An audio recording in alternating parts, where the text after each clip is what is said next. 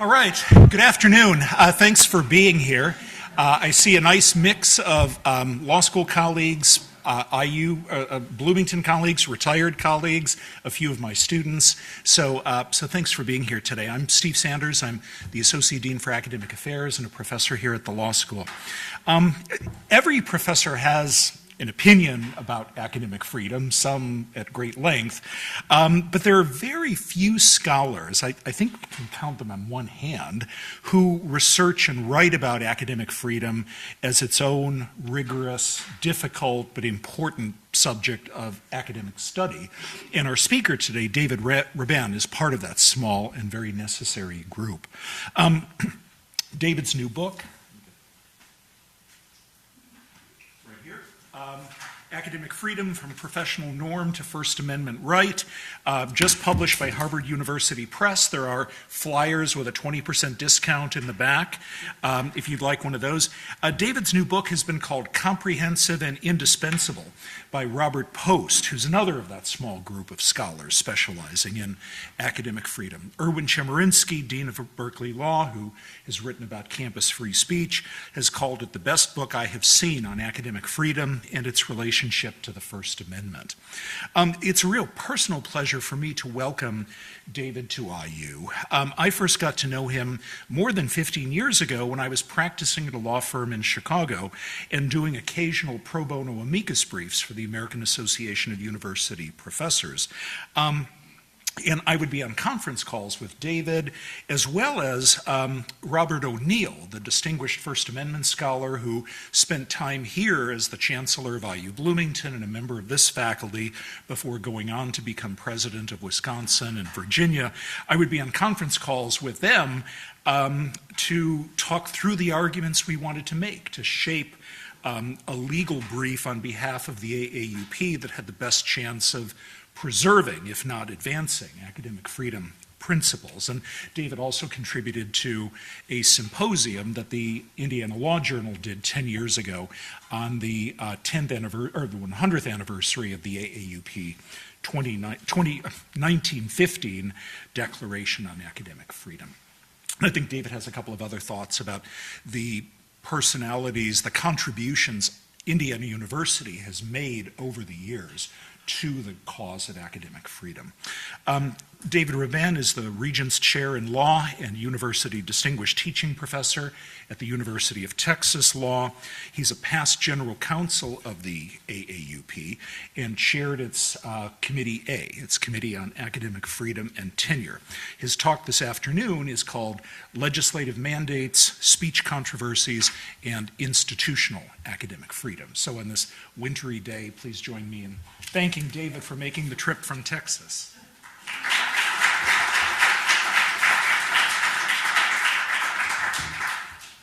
Thank you all for coming. I really appreciate Steve's inviting me. As he says, we go back a long way and we've dealt with lots of academic freedom issues over the years. And it's a special pleasure for me to be here at Indiana University because, as Steve mentioned, Indiana University has a great history of defending academic freedom. The president of Indiana University protected Alfred Kinsey, who controversially worked on the Kinsey report. And I know from my own experience, when I joined the AAUP staff as counsel, way back in the 1970s, Ralph Fuchs, who was on the faculty here, was revered by the staff and the membership for basically saving the organization in the 1950s. Against his own interests, he wanted to stay here. He agreed to come to Washington for 2 years to be General Secretary of the AAUP, which had not done enough to fight abuses of academic freedom during the McCarthy era of the Cold War. And he rescued the AAUP. He published a lot of reports dealing with academic freedom. And the AAUP was able to not just survive, but thrive thanks to his 2 years in Washington as its executive director. Bob O'Neill, who Steve mentions, a great defender of academic freedom as an administrator as well as a professor, was the chancellor, I believe the title was, here at Indiana University. My good friend and colleague, Jack Getman, who started his academic career here, he loved it here, and he always told me there's no better AAUP chapter in the United States than the one at Indiana University. It was active, it did good work, and it's just a special pleasure. I love talking about academic freedom, I love talking about my book, but it's especially meaningful to be talking about it here, so I particularly appreciate the invitation. Okay, I'll get into my comments. They should take me 30 to 35 minutes, so we should have plenty of time for discussion before our session ends. So, traditionally, discussion of academic freedom has focused on the rights of faculty, of professors. But academic freedom has also been recognized as an institutional right of universities. And at a time of substantial controversy over state regulation of universities and university regulation of speech, my comments today will consider how the First Amendment right of institutional academic freedom, as opposed to professorial academic freedom, how the First Amendment right of institutional academic freedom can address these contemporary issues. So, as Steve mentioned, the 1915 declaration of the AAUP, which Steve organized the 100th anniversary discussion of at the AALS meeting in 2015, published in the Indiana Law Journal, as Steve was saying. The 1915 declaration of the AAUP stressed that academic freedom is necessary to protect professors in performing their essential function, which is pursuing knowledge and conveying the results of their expert study to colleagues, students, and the broader society.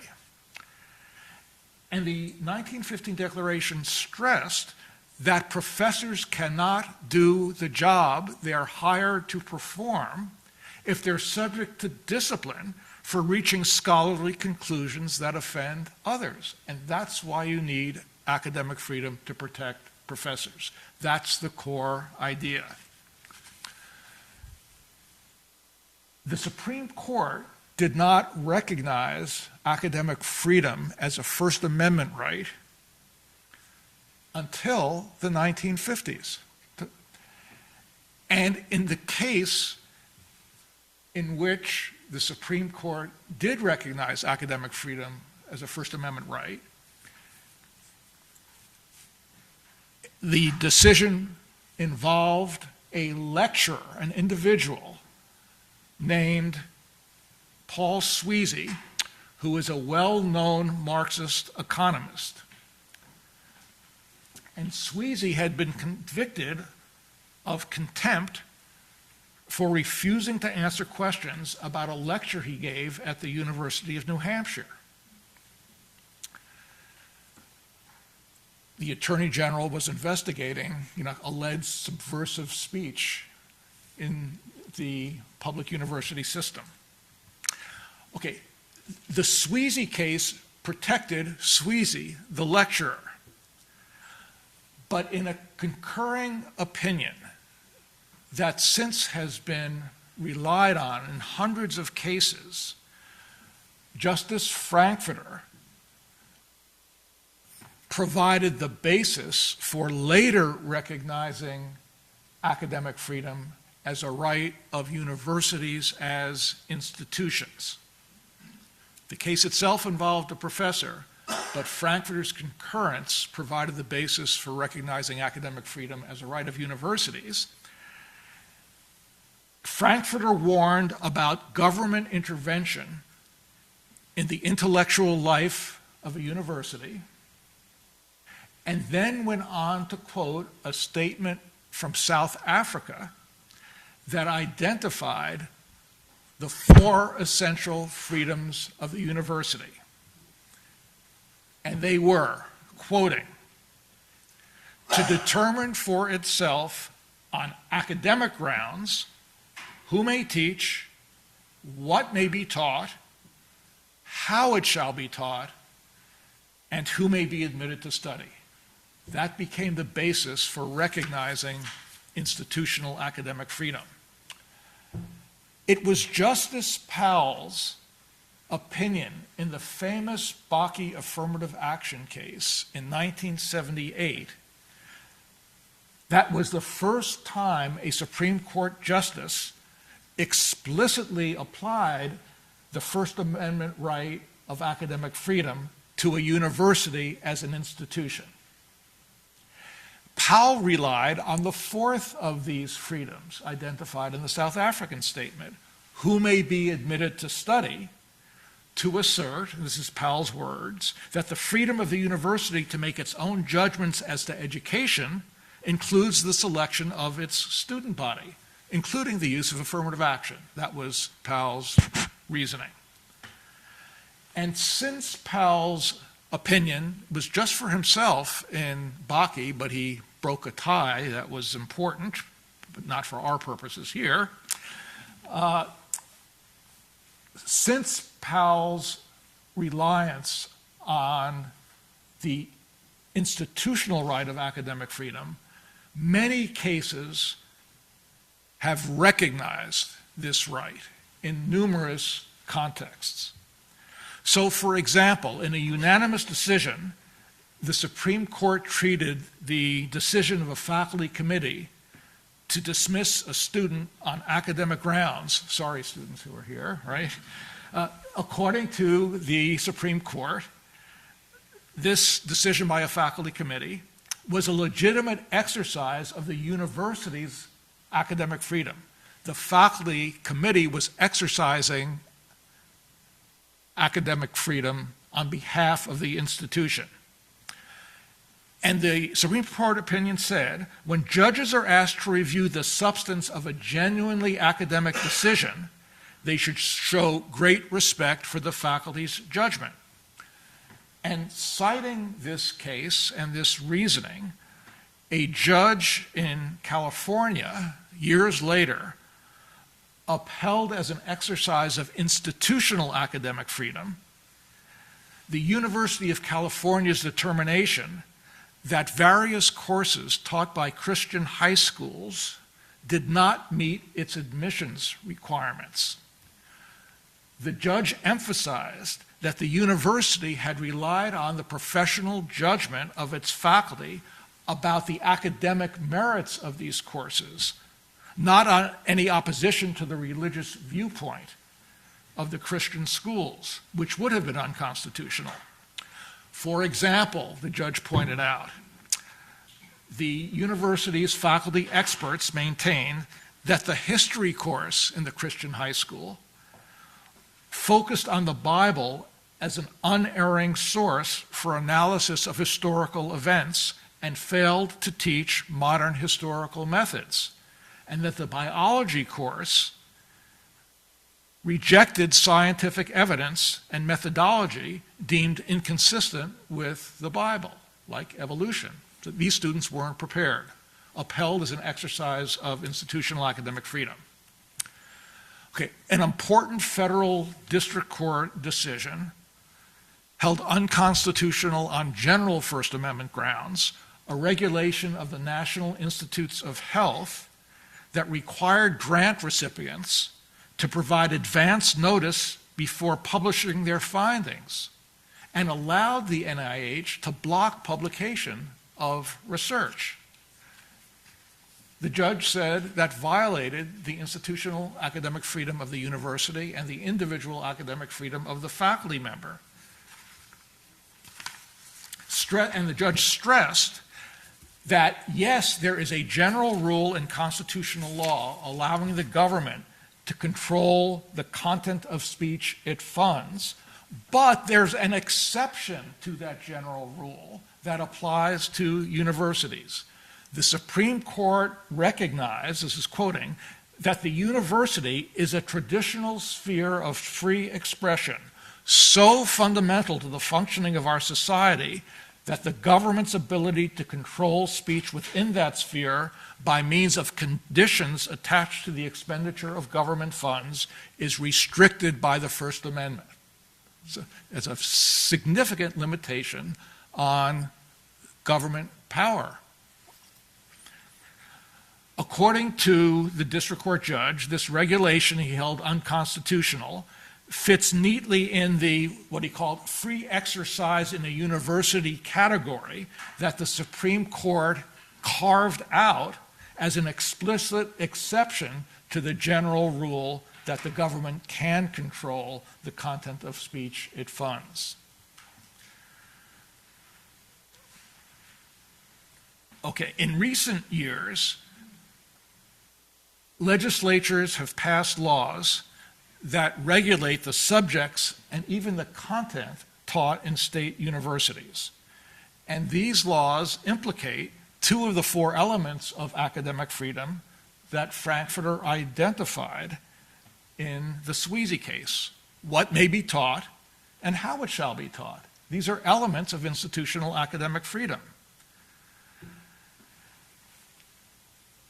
Interestingly to me, and I hope to you, since I'm about to describe these cases, the Supreme Court in 1968 and 1986 addressed state regulation of the curriculum, but frustratingly did not base the analysis on academic freedom, but rather held that the state regulation constituted an unlawful attempt to establish religion by the legislature. So they invalidated these laws on freedom of religious grounds, not on academic freedom grounds. But the details are interesting. They shed light on academic freedom issues. So in the 1968 case, I think in a law virtually the same as the one under which Scopes was convicted way back in the 1920s for teaching evolution, the law in Arkansas forbade teachers in public schools and universities, quote unquote, to teach the theory or doctrine that mankind ascended or descended from a lower order of animals. Can't teach that under state law. And the Arkansas court that first heard the case held that this law violated the First Amendment because it hindered the quest for knowledge and restricted the freedom to learn and to teach. Didn't say academic freedom, but identified elements of academic freedom. But the Arkansas Supreme Court reversed, holding that the statute was a valid exercise of the legitimate legislative power to establish the curriculum in public schools and universities, recognizing that legislative power. And an oral argument before the Supreme Court, sometimes listening to oral argument, which you can do now, is extremely interesting and provides lots of insights into the reasoning of the judges that doesn't come through in the written opinion sometimes.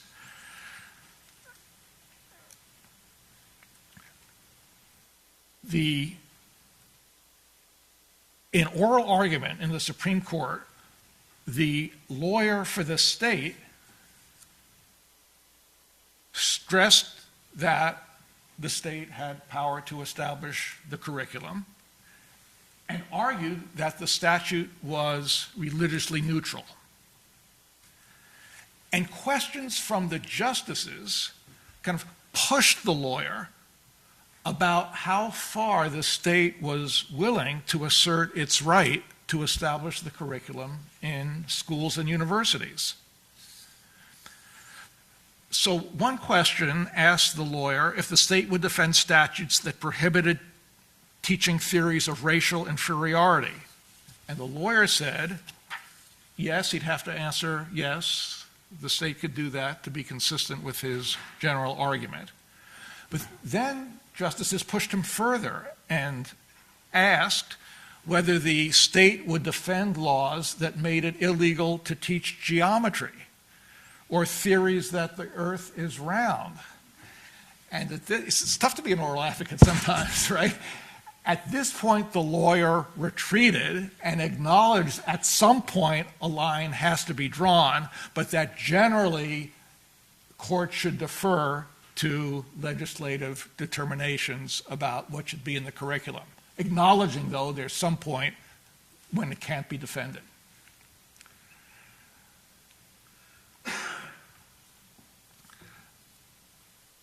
Okay, so the Supreme Court, rather than focusing on control of the curriculum, focused on its view that this statute imposed a religious orthodoxy and was unconstitutional on that ground. Okay, the 1986 decision involved a Louisiana statute that didn't prohibit the teaching of evolution, but said if you teach evolution, you also have to teach creation science. And in response to the claim that this statute also violated the Establishment Clause, established a religion, the state said, no, we're requiring a balanced approach to subject matter for a legitimate secular purpose, teaching different scientific views. The Supreme Court disagreed, found an unconstitutional religious purpose, but it also referred to academic freedom and said that academic freedom normally refers to the freedom of teachers to make their own decisions about what to teach. And it concluded that this law requiring teaching creation science if you teach evolution actually serves to diminish academic freedom by removing the flexibility to teach evolution without also teaching creation science, even if teachers come to the conclusion that creation science is not a valid biological theory and is bad science.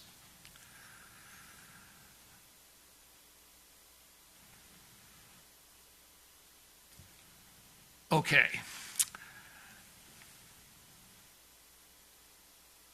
There have been other cases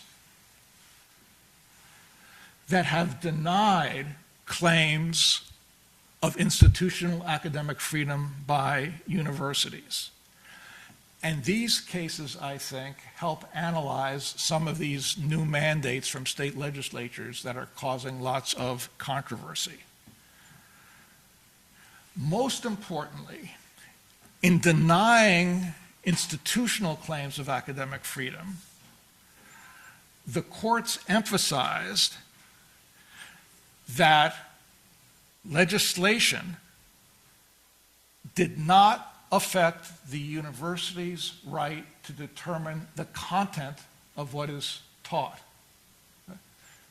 If it had affected content, maybe those laws would have been unconstitutional.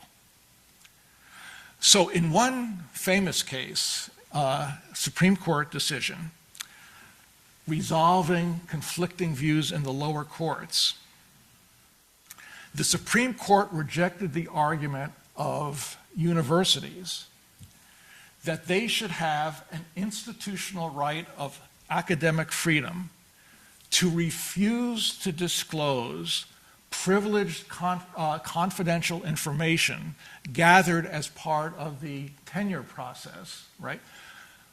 When a woman denied tenure, said she needed that information to assert her claim of sex discrimination. And the Supreme Court, 8-0, one judge recused himself, ridiculed this claim of institutional academic freedom.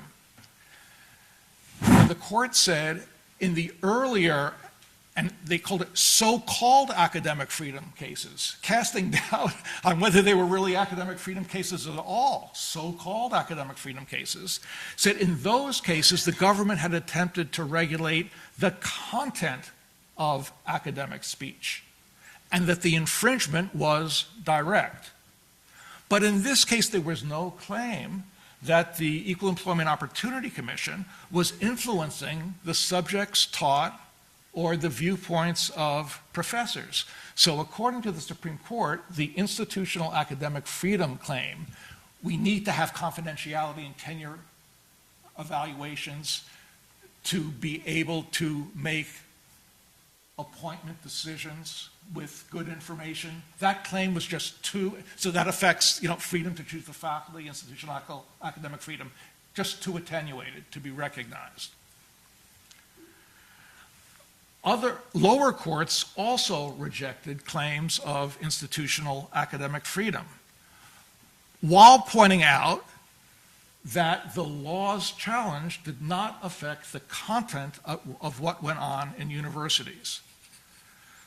So one decision, this is in the District of Columbia, rejected the claim of a university denied licensing that the refusal of the licensing agency to license the university interfered with its institutional academic freedom to decide what to teach. And the court said, no, all the licensing commission did was say, you don't have an adequate library and you don't have a residential faculty. That's a legitimate state action, and it doesn't affect your right to teach the subjects you think are proper or to have your professors present their academic views. There was no evidence that the licensing agency denied the license in retaliation for what was being taught at the university. Whereas in the Sweezy case, there was evidence that the state was motivated by hostility to Sweezy's Marxist views. Okay, just one more case involving denial of institutional claims of academic freedom.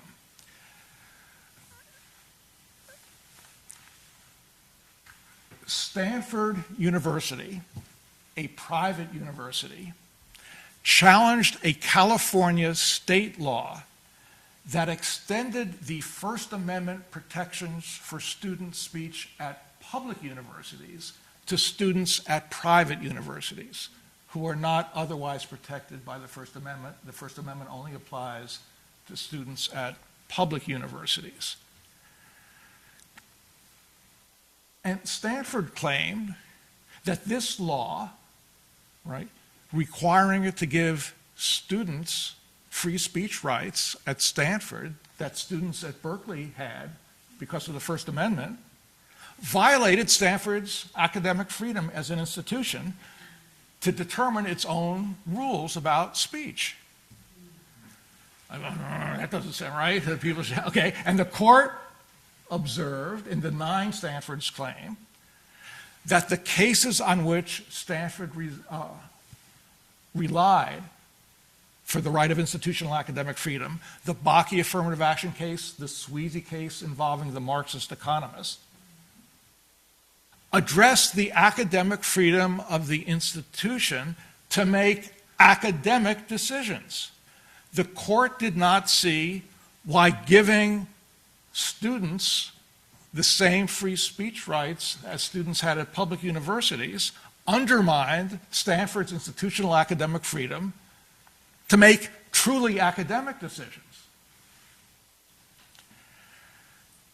So I think all these cases, by emphasizing that the legislation or regulation, right, did not involve the content of academic expression, indicated that if they had, the decisions would have come out the other way and found violations of First Amendment academic freedom.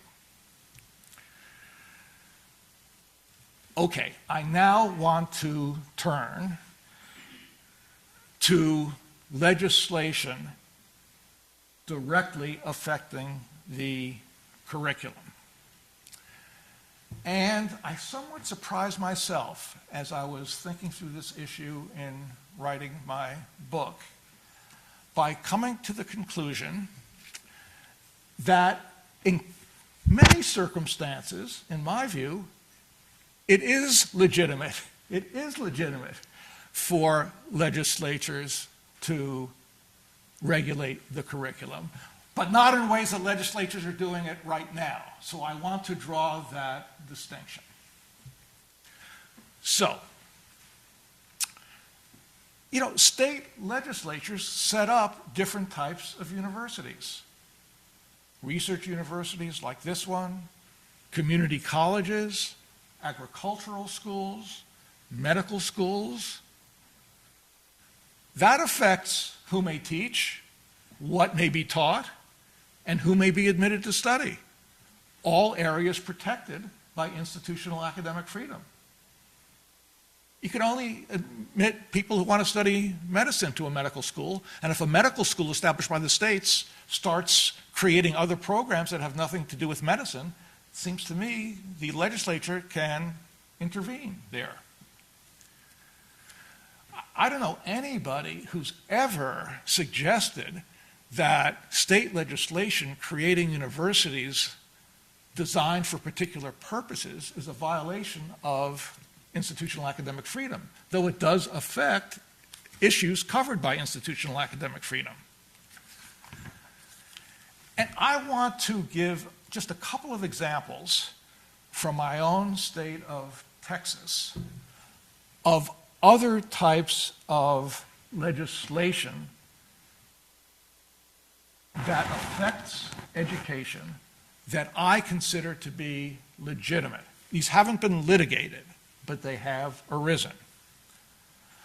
So in Texas, I don't know about Indiana, but some of you can indicate as I'm talking. In Texas, there is a law that the University of Texas must teach courses in American history, in Texas history, and in the Texas and United States constitutions.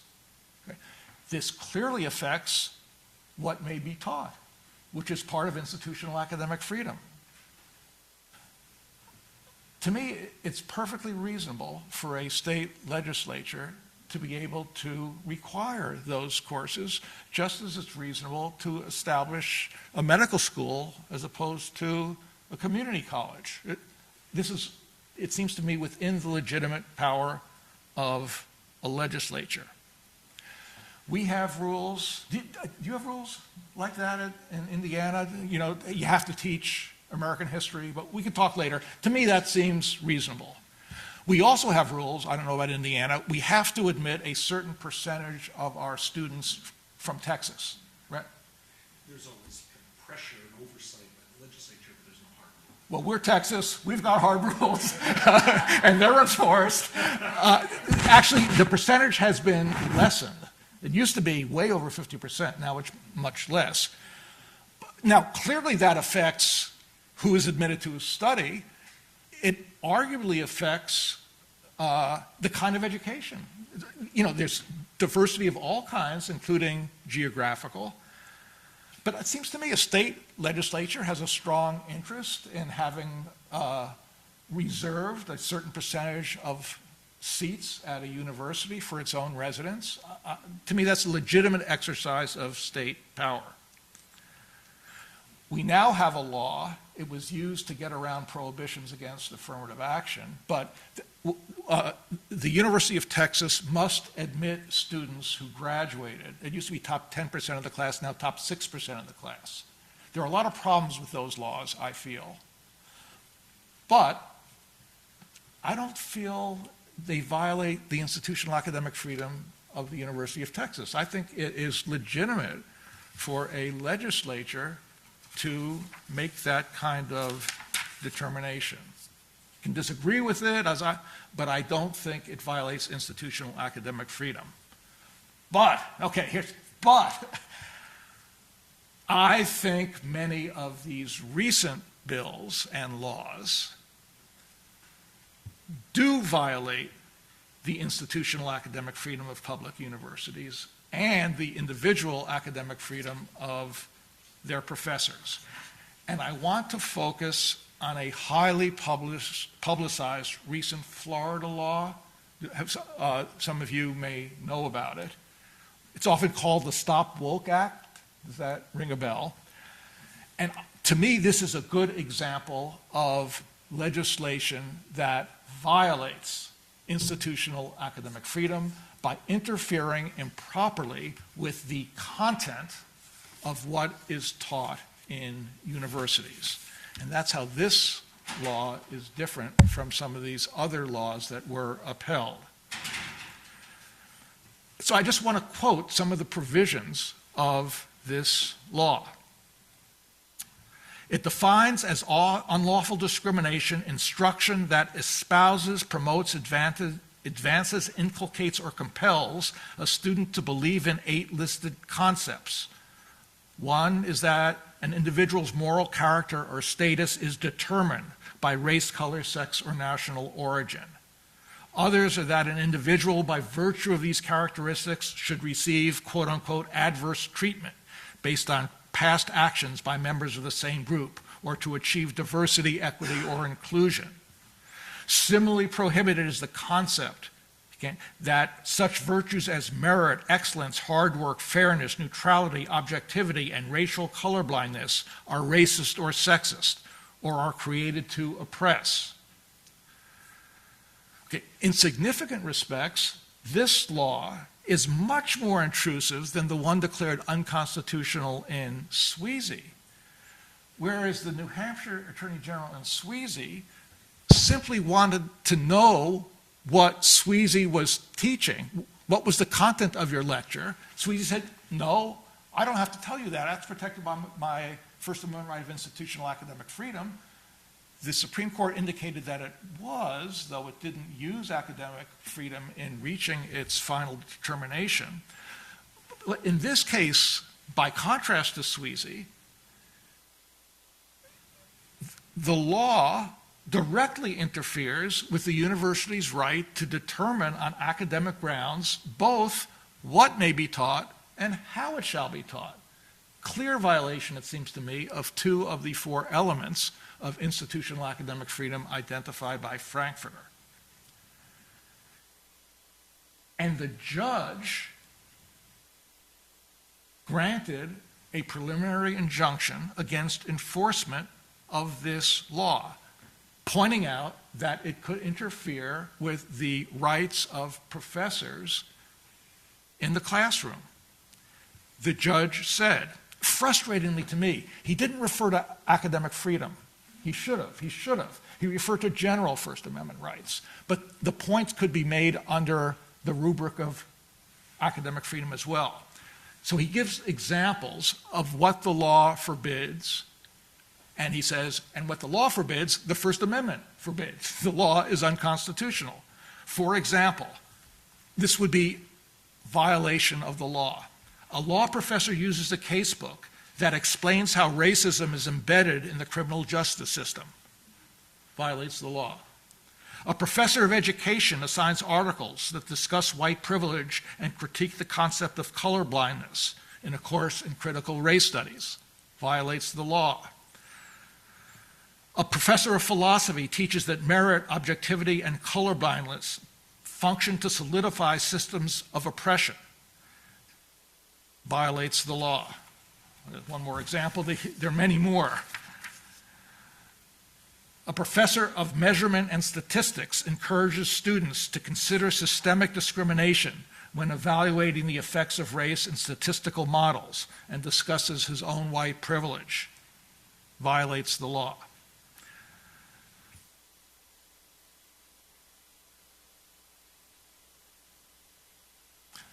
So I wish he'd frame this in terms of institutional academic freedom. He didn't, but he used reasoning that would also apply under that concept. So just consistent, I hope, with what I've been saying, it seems to me, going back to my earlier example, while it is constitutional for a state legislature to mandate that the state university teach a course in American history, it is unconstitutional and it violates rights of institutional academic freedom as well as individual academic freedom of a professor to mandate the content of a course in American history or the theories about American history that the professor presents. As long as the content and the theories meet academic standards, they are protected, in my view, by the First Amendment right of institutional academic freedom. I have a couple of comments about university regulation of academic speech. I just want to ask Steve if I have time, 5 to 10 minutes, or maybe 5 minutes. Okay. Yeah, so we can then get to questions. Right. I'll make it in 5 minutes. So many universities, as you know, have passed regulations prohibiting certain forms of offensive, hurtful speech on campus, which are often considered to interfere with the ability of students to learn. And most decisions have held those speech codes unconstitutional on First Amendment grounds.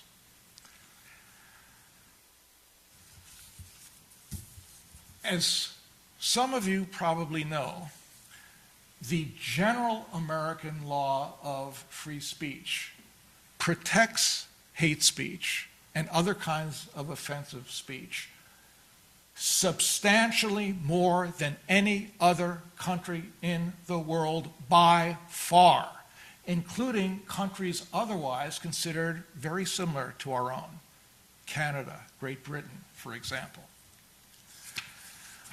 But judges have typically applied the general First Amendment law that protects lots of hate speech to university attempts to regulate hate speech on the university campus. And I think the institutional right of academic freedom should give universities more discretion to regulate that kind of hate speech than general First Amendment law gives the state to regulate hate speech in the public sphere, right? Even if you accept the current American law.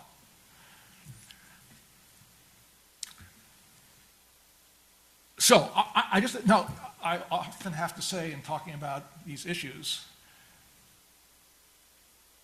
there's offensive speech that has to be discussed to illustrate the point, and I'm about to say so. So, in one case, striking down a speech code on First Amendment grounds, right, the court said, and now I'm quoting from the opinion, the comment, "You're just a dumb black woman or homosexual," does not necessarily tend to incite violent reaction, even if it demeans the addressee and creates an intimidating, hostile, or demeaning environment. Only incitement to violent reaction, the court concluded, would be unprotected by the First Amendment. And that's correct as a matter of general First Amendment law. One can object to that law, but that's the law. That's the law. But I think universities ought to be able to prohibit and discipline that kind of speech. I want to give you just 2 examples from the University of Texas, and then I'll conclude. These are leaflets that were distributed on the University of Texas campus that the administration confiscated and punished students for distributing them, though doing so probably violated existing First Amendment law. It wasn't litigated. So here, more offensive speech, but which would not be prohibited in the public sphere, but that I think should be prohibited in the university context.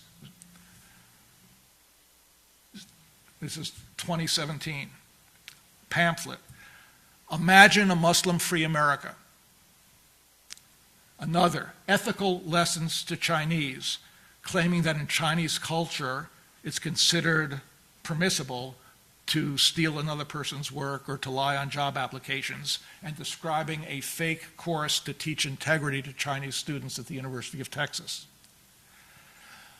My view is even if the First Amendment prevents the city of Austin from disciplining people for distributing that kind of literature across the street from the campus on university property, on city property, I think the University of Texas ought to be able, under its institutional academic freedom, to prohibit and discipline distributing such pamphlets because it interferes with the learning environment and contributes nothing to the learning environment. But, and here's the last point I want to make, I don't think institutional academic freedom should allow universities to punish ideas, however offensive they are, however hurtful they are, even however much they interfere with the learning environment. Because as long as those ideas meet academic standards within an academic discipline, that's what universities are about. That's the fundamental value. So, to give examples from cases, I think a professor ought to be able to teach a course that treats Zionism, Nazism, and apartheid as forms of racism. That course was approved as meeting academic standards by the faculty council. I think there's a right to teach that course. I think a professor of psychology can include in his course in comparative animal behavior the theory that males are better than females at mental tasks related to spatial relationships, which may account for why there are more males than females in STEM fields. These views have support, at least within a portion of the academic community. So, bottom line, institutional academic freedom should protect universities when they make educational decisions on legitimate academic grounds, but not when universities themselves punish speech that meets the standards of academic experts. So I'll stop with that and eager to hear your questions and reactions.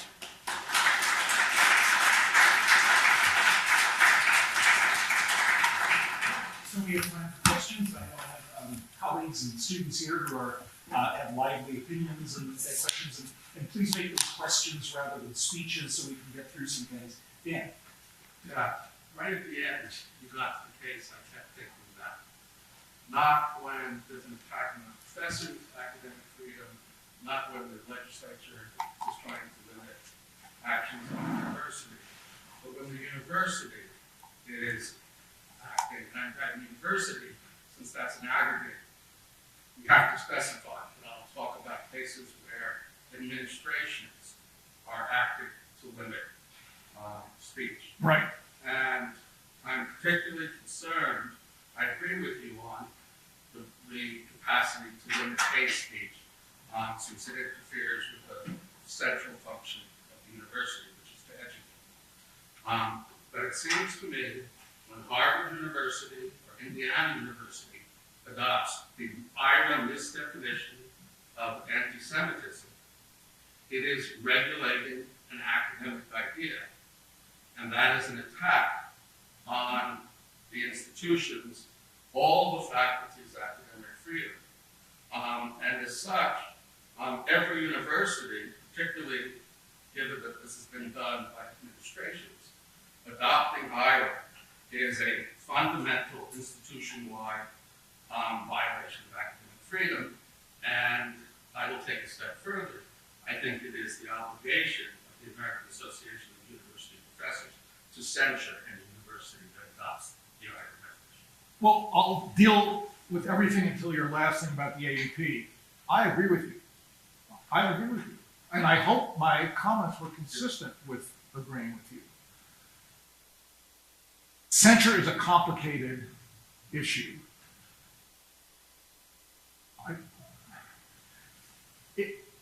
One needs to be, it's like some kind of victim. Someone has to be harmed by the university's policy. It's not as in a court could issue an injunction, because of its chilling effect. The AEP basically doesn't do that.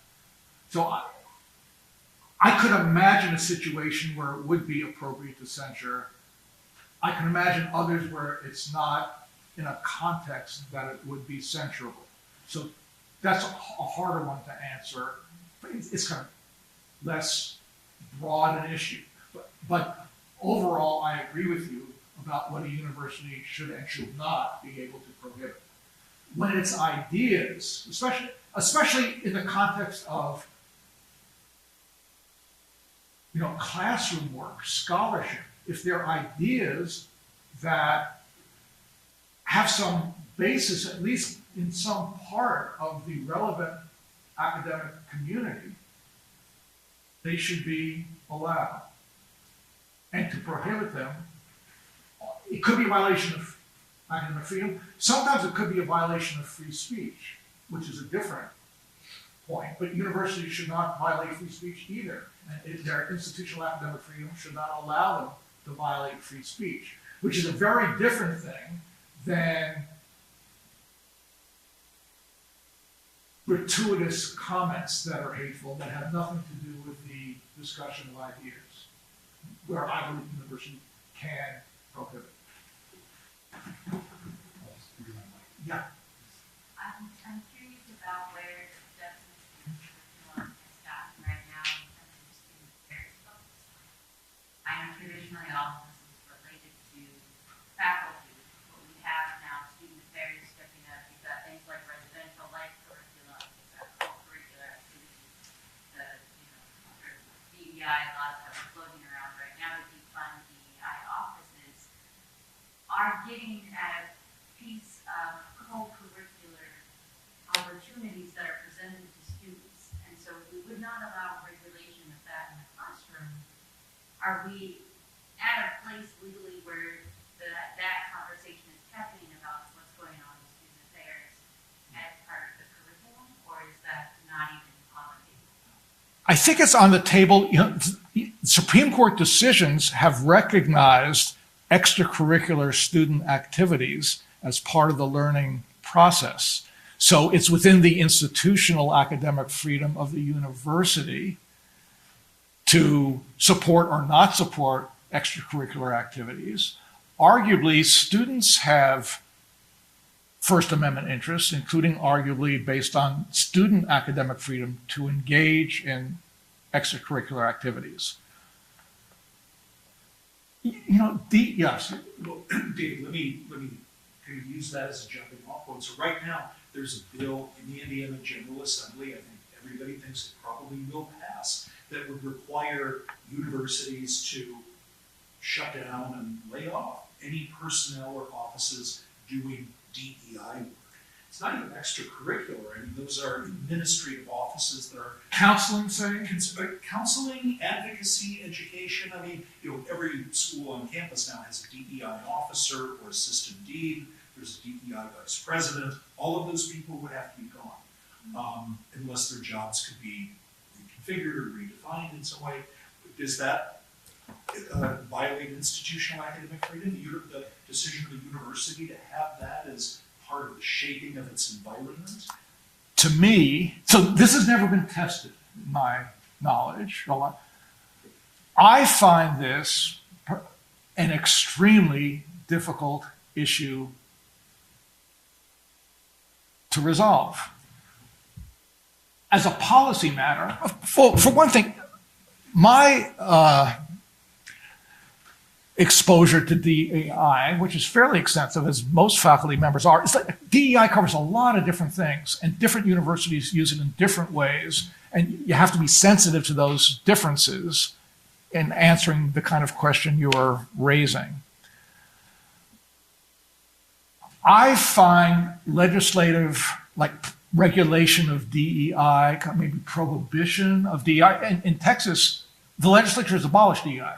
And I believe the University of Texas has fired like 100 people who were involved in DEI, or So this has consequences. It's not, to me, as much of an intrusion on institutional academic freedom as telling a university what it can teach or how it can teach it. Nor is it as clear a legislative right as, to me, saying you have to teach American history or admit a certain proportion of students from the state.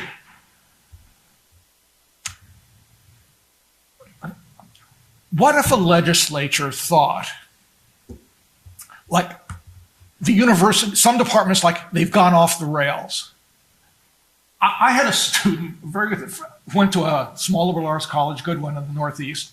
He wasn't taught a course in like 19th century American history. Like every course was like theories of history, how is history like or not like literature. He said, I like those courses. Can't I take a course that deals with the Civil War?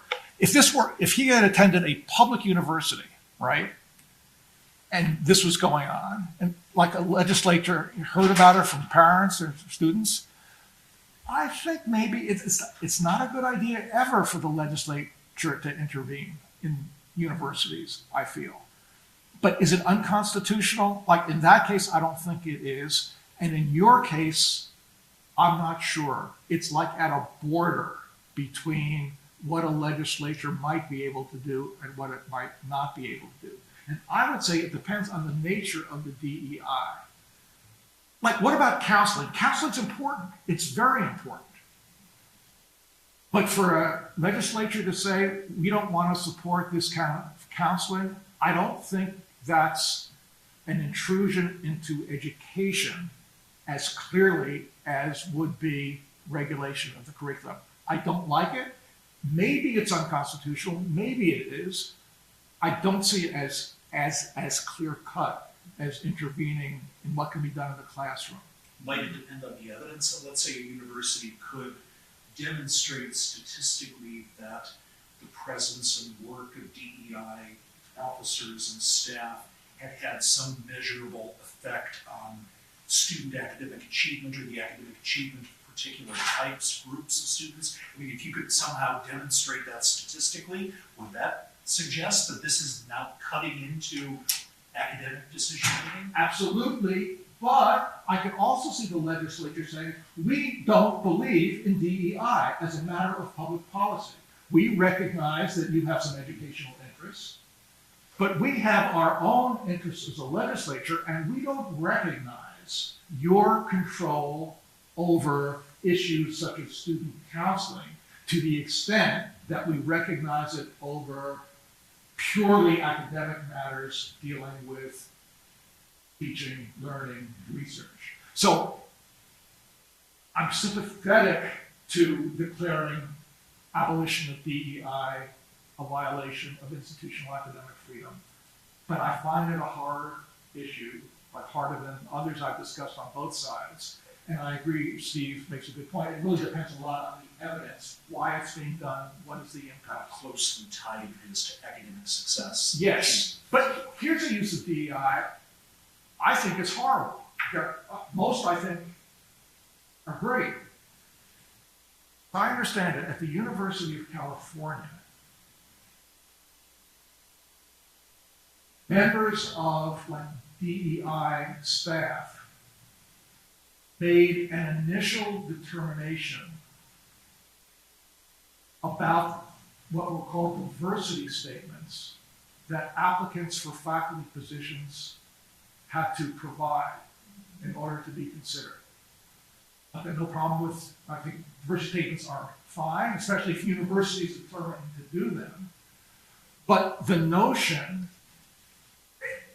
and these initially, if the DEI staff determined that the diversity statement was unsatisfactory, it ended consideration of the candidate, as I understand it. I may have the facts wrong, and this is unusual, but apparently it existed. I think that violates the academic freedom both of the candidate and of the faculty. DEI staff members do not have the expertise to determine the academic merits of a faculty member. They do have expertise to opine on someone's commitment to diversity and how the person would work with DEI, and that can be all relevant in considering a candidate. But to exclude from consideration someone who could be a brilliant academic because the person's commitment to DEI is insufficient, I don't think that's a valid exercise of institutional academic freedom. And I think it violates the academic freedom of the candidates. And who is a member of the executive committee of the AAUP chapter that David praised, Right. former president of our chapter. Yeah, I can relate, and I noticed Steve earlier brought Keith Whittington to talk about SBA 202, so I don't know if you addressed that. But I sort of want to, one thing that Keith Whittington made is that it's a very clever law. And so my question is there an institutional academic freedom right to limit not curriculum, not programmatic activity like DEI, but the way a faculty member interprets curriculum or syllabus with speech in a classroom? So what I mean is SEA 202 would define a faculty member brought in extraneous political views, or a faculty member didn't reflect the norms of the field. So it's not regulating the syllabus, right? It's regulating how an individual faculty member interprets the syllabus. Does a university have that institutional right, in your view, to do right that sneaky move? I don't think it needn't be sneaky. It could be overt. Even the 1915 Declaration of the AAUP said that academic freedom is not an absolute right of faculty, that faculty themselves can violate academic freedom. What the AAUP 1915 Declaration stressed, and this is the best justification for academic freedom that exists and is the basis, as I'm sure you know, of many current institutional regulations, right? Whether or not, what if a faculty member does bring political views into the classroom? That's not protected by academic freedom in a course that has nothing to do with politics, it seems to me. And I think it's not only lawful, it's appropriate to say you can't do this. Or what if the faculty member talks about how much fun he had over the weekend going to a sports event or to a movie? No. You know, there are lots of cases, believe it or not, faculty members discuss their personal sexual life in class. It has nothing to do with the class. That's not protected by academic freedom. But what's important is that faculty peers make the determination of whether faculty meet academic standards. That's my view. Yeah, I mean, that would be the only brief follow-up to it, and with the rest of it there, I mean, it seems what the SEA 202 that allows is for that to be some sort of determination that, you know, it's not clear, at least in the initial complaint, who can make that determination. So it's worth the only pedagogy that I know of has standards not only of logos and apples, but of ethos. You establish who you are. If establishing who you are in pedagogy is right, maybe not your sexual life, but you know, you have other aspects of your life which you want to establish your pedagogy. If that's rules on the face of it, irrelevant to the class, and there's no due process. Correct. I'm with you on that. I mentioned this morning, but it's relevant here. There's a case dealing with a professor who asserted that the decision by Romance language departments in his university that upper level courses in foreign languages should be taught in the foreign language violated his academic freedom to determine his own pedagogy. I say, no, I don't think so. I think that's a legitimate decision for a group, but of faculty peers to make on behalf of the university. The AUP has a 1966 statement on government, which was formulated together with organizations of administrators and trustees, which divides like who has authority over what. The faculty has the primary authority over educational decisions, but the administration and board of trustees have primary authority over other kinds of decisions. And to me, in analyzing institutional academic freedom, it hasn't been done yet. I argue for it in my book. A large part of the validity of a claim of institutional academic freedom depends on who is making the decision for the university, it seems to me. So one so what happened here in this law is that the fact that the council delegated it down to the individual unit policy committee, which in some cases, I don't know about every unit, the board, a complaint review committee, establishes whether there's a violation. That complaint review committee is not necessarily in the respondent's field, right? So it's a good system, all things considered, but it's not an academic review. It's still a board, a complaint review committee outside the academic discipline.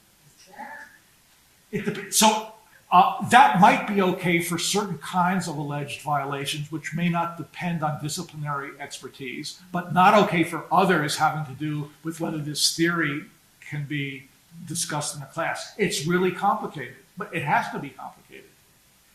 We want to be respectful of everyone's time. David's had a long day. Maybe one more question, if there is one. It's just a really short one.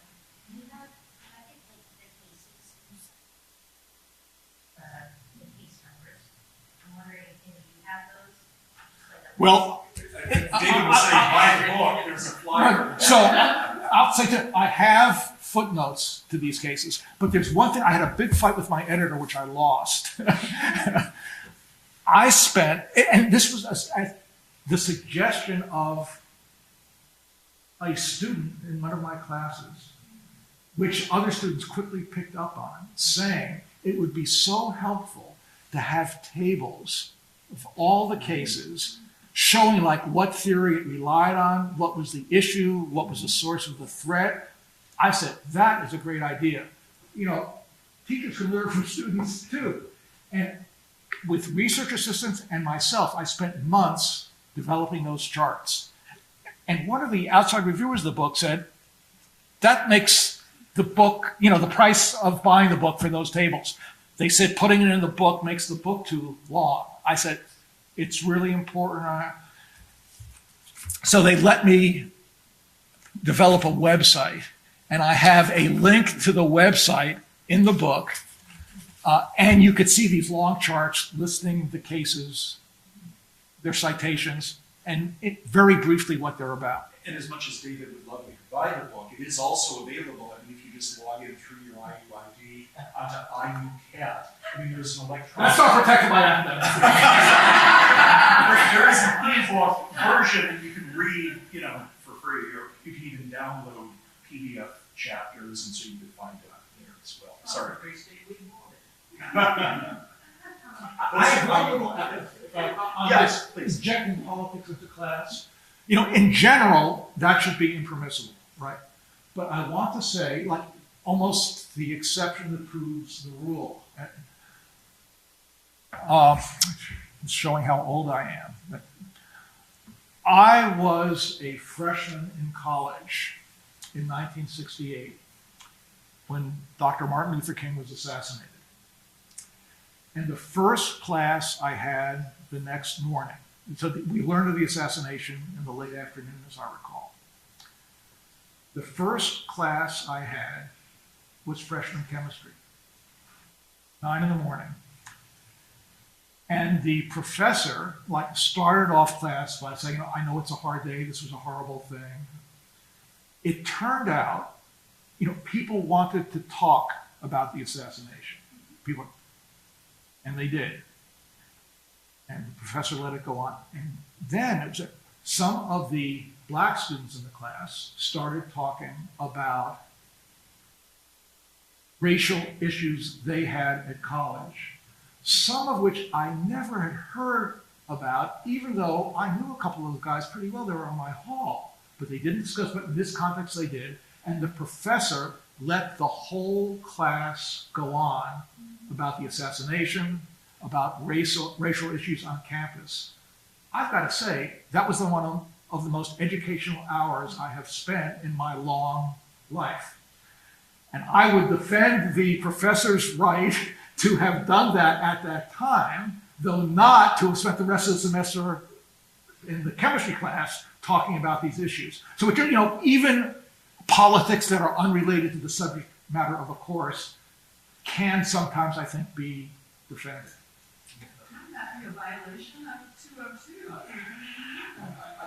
I mean, I think it probably would be a violation of the letter of 202, but, we were talking about this at lunch. One thing I think was wise was the legislature passed the law, it creates a mandate to the Board of Trustees, but it really pushed it down to the unit level. And the law school faculty just approved the policy, SCA 202, a couple of weeks ago. So ultimately, like if a complaint came in about that, it would be in the hands of a committee of law school faculty members, and they would use their judgment to decide whether that complaint should be dismissed or not.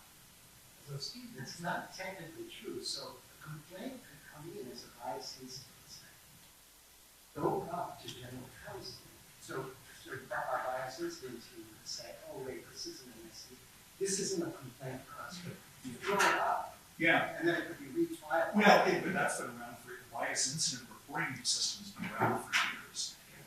But usually, have SCA 202 Yeah, coming in, then we throw that down. So that's the risk. we could probably go on, but thank you for coming. Thanks for your interest. Thank you.